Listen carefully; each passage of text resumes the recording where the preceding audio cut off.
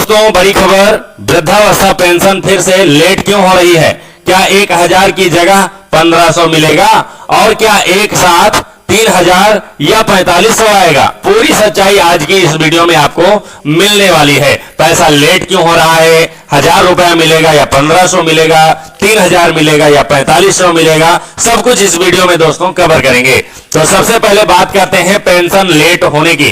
तो दोस्तों ये जो पेंशन है जनवरी, फरवरी और मार्च महीने की, सभी वृद्धावस्था पेंशनर्स बहुत ही बेसब्री के साथ इंतजार कर रहे हैं। उनका पैसा आखिर लेट क्यों हो रहा है? जनवरी, फरवरी, मार्च महीने वाला पैसा अभी तक क्यों नहीं आया? तो अभी बहुत सारे लोगों की पेंशन इसलिए रुकी हुई है क्योंकि सरकार की तरफ से डेटा वेरिफिकेशन और बजट रिलीज का काम चल रहा है। आपको बात समझ में आई या फिर नहीं? चलिए हम समझा ही देते हैं। डेटा वेरिफिकेशन हो रहा है। डेटा वेरिफिकेशन उनका हो रहा है जिनकी उम्र 60 साल पूरी हो चुकी है, जो बिना 60 साल उम्र के पैसा ले रहे थे, या फिर जिन पेंशनर्स की मृत्यु हो गई है उन सभी का डेटा वेरिफिकेशन हो रहा है। कौन से पेंशनर्स अभी जीवित हैं, कौन से पेंशनर्स जीवित नहीं है, किसकी उम्र 60 साल हो गई है, किसने आधार कार्ड में करेक्शन करवा लिया है, सब कुछ का डाटा वेरिफिकेशन हो रहा है। और बजट रिलीज का काम चल रहा है। अभी जैसा कि बजट भी सरकार के पास लगता है नहीं है, इसलिए बजट नहीं आ रहा है, इसलिए भी आपका पैसा यहां पर रुका हुआ है। इसके साथ ही जिन लोगों का एनपीसीआई नहीं लिंक है या बैंक आधार से नहीं लिंक है, उनकी भी पेंशन अटक सकती है। अब किनकी पेंशन रुक सकती है ये ध्यान से सुनिए। जिनका बैंक खाते में एनपीसीआई नहीं लिंक है या फिर बैंक खाते में आधार कार्ड लिंक नहीं है, उनका भी पैसा आने वाली किस्त में रुक सकता है या फिर रुका भी होगा। तो उनसे कहना यही है कि आप लोग अपना बैंक खाता चेक कर लीजिए, आपके बैंक खाते में एनपीसीआई लिंक है या फिर नहीं, बैंक खाते में आधार कार्ड लिंक है या फिर नहीं। यदि नहीं लिंक है तो आपकी पेंशन रुक सकती है या फिर रुकी ही होगी। यदि रुकी है तो यह चीज जरूर चेक कर लीजिए अपने बैंक खाते में एनपीसीआई लगी है कि नहीं। चलिए, पैसे कितने मिलेंगे अगला सवाल है, जैसा कि बहुत से पेंशनर्स का सवाल है, पैसा कितना मिलेगा? अब सबसे बड़ा सवाल है पैसा कितना मिलेगा।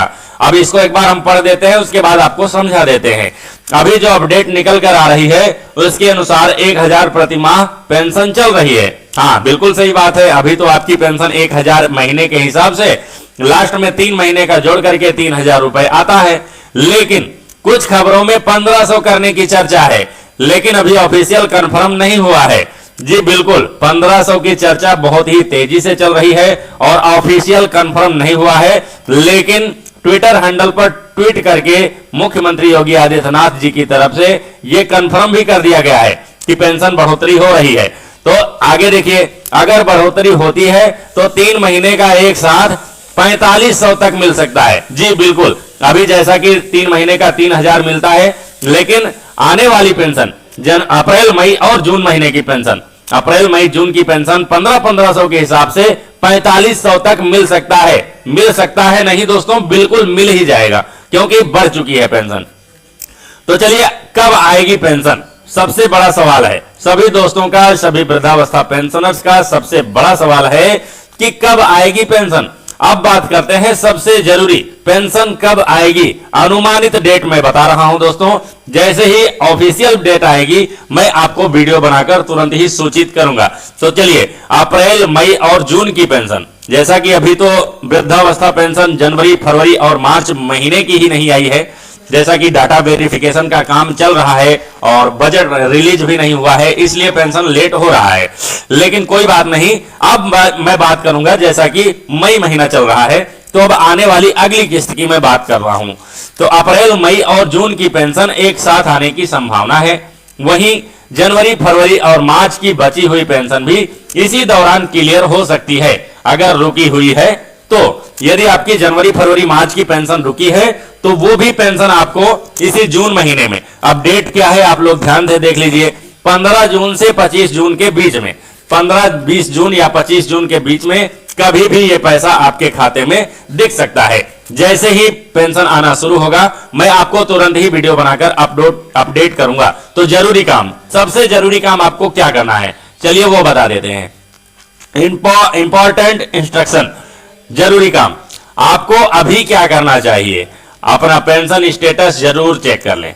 अपना पेंशन स्टेटस आप SSPY वेबसाइट पर जाकर के लॉगिन करके अपना registration number, mobile number, OTP वगैरह डाल करके लॉगिन करके अपना पेंशन का स्टेटस जरूर चेक कर लें, कहीं आपका पेंशन ब्लॉक तो नहीं हुआ है। यदि ब्लॉक हुआ है तो उसको अपने समाज कल्याण विभाग में जाकर के उसको अनब्लॉक करवाना होगा। और उसके बाद बैंक खाते में आधार लिंक NPCI करवा लें। जी बिल्कुल, अपना आधार कार्ड और बैंक पासबुक ले जाकर के अपने बैंक खाते का NPCI करवा देना है। और यदि पहले से हुई है तो बहुत अच्छी बात है, जिनकी पहले से NPCI हुई है उनको कुछ भी नहीं करना है बैंक खाते में, उनका बैंक खाता बिल्कुल ठीक है। लेकिन जिनको डाउट है कि बैंक खाते में कुछ गड़बड़ी हो सकती है तो वो अपना आधार कार्ड और बैंक पासबुक ले जाकर अपने बैंक शाखा में जाकर के NPCI करवा लें। अगर KYC पेंडिंग है तो तुरंत पूरा करें। अगर KYC आपकी पूरी है, KYC दो तरह से आपकी होनी है, पहले आपको बैंक खाते की KYC कराना है और दूसरा अपने पेंशन में आधार वेरिफिकेशन करवाना होता है। ये दो प्रकार की KYC होती है। तो आपको बैंक खाते का KYC चेक कर लेना है, उसके बाद अपना पेंशन का भी आधार वेरिफिकेशन मतलब KYC पूरी कर लेना है, नहीं तो आपकी पेंशन भी रुक सकती है, फिर से रुक सकती है। तो चलिए आगे क्या है। अगर आप चाहते हैं कि आपकी पेंशन बिना रुके आती रहे, ध्यान से सुनिएगा, अगर आप चाहते हैं कि आपकी पेंशन बिना रुके हमेशा आती रहे तो वीडियो को लाइक करें और चैनल को सब्सक्राइब करें। कमेंट में जरूर बताएं आपकी पेंशन आई या फिर नहीं आई। तो चलिए हम आपको ऐसे ही लेटेस्ट अपडेट सबसे पहले लाते रहते हैं और लाते रहेंगे। तो चलिए दोस्तों, धन्यवाद, बहुत बहुत धन्यवाद। जय हिंद दोस्तों, मिलता हूं आप सभी दोस्तों से किसी नेक्स्ट वीडियो में।